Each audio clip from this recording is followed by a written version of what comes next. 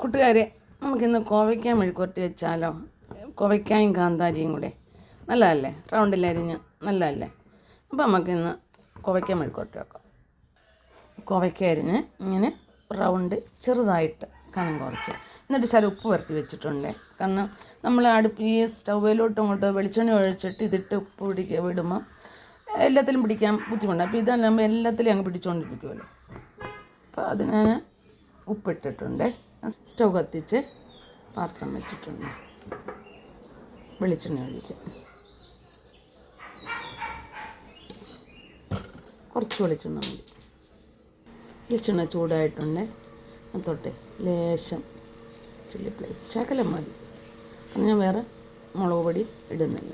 പച്ചയ്ക്ക് ഇടുമ്പോഴേ ചുവരത്തില്ല. അപ്പോൾ ഒന്ന് നമ്മുടെ ചില്ലി ഫ്ലേക്സൊക്കെ ഒന്ന് മൂത്തിട്ടുണ്ട്. ഞാൻ കോവയ്ക്ക ഉണ്ടല്ലോ ഇങ്ങോട്ടിടുവാണ്. ഇത് ഇവിടുത്തെ കോവയ്ക്ക കേട്ടോ, നല്ല കോവയ്ക്ക, നല്ല നീളമുള്ള കോവയ്ക്കാണ്. 7 വർഷമായി തോന്നുന്നു ഒരു കോവ കൊണ്ടുവച്ചിട്ട്. ഇഷ്ടം പോലെ ഉണ്ടാകുന്നു. എപ്പോൾ ചെന്ന് നോക്കിയാലും നമ്മളെ ഇത് നിരാശപ്പെടുത്തത്തില്ല. ചിലപ്പോൾ ആണെങ്കിലും 2-3 ഉണ്ടെങ്കിൽ ഒരു മിക്സ് തോരൻ, ഒരു കിഴങ്ങ്, ഒരു സവാള ഉള്ളി, ഒരു ക്യാരറ്റൊക്കെ ഇട്ട് മിക്സ് തോരൻ വെക്കാനും നല്ലതല്ല. അപ്പോൾ ഇതൊന്ന് പാടിക്കോട്ടെ.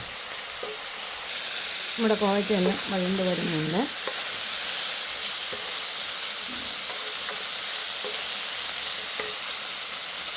നമ്മുടെ കാന്താരി ഉണ്ടല്ലോ ഇങ്ങോട്ടിടുവാണ്.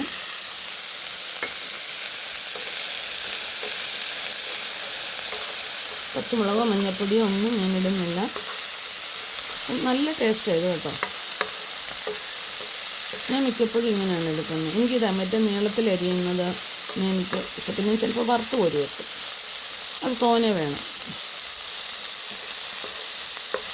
ഇവിടെ എനിക്കുണ്ട്, അപ്പനുണ്ട് ഷുഗർ. അപ്പം കൂടുതൽ സമയം ദിവസം ഞാൻ ഇതാണ് എടുക്കുന്നത്. ഒന്നും കൂടി വേണ്ടോട്ടെ. നമ്മുടെ കോവയ്ക്ക മെഴുക്കുവരട്ടി റെഡിയായിട്ടുണ്ട്. ഇത്രയാകാം. അപ്പോൾ ഒത്തിരി വേവരുത്. നമുക്ക് പച്ച കടിക്കണം.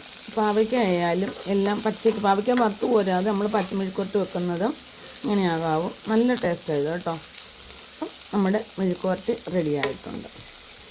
എല്ലാവരും ചെയ്യുന്നതാണ്. അപ്പോൾ എല്ലാവർക്കും ഇഷ്ടപ്പെട്ടില്ലേ ലൈക്ക് ചെയ്യുന്ന കാര്യം മറക്കല്ലേ. ഷെയർ ചെയ്യാനും ഫോളോ ചെയ്യാനും മറക്കല്ലേ. Stove off ആക്കുവാണ്.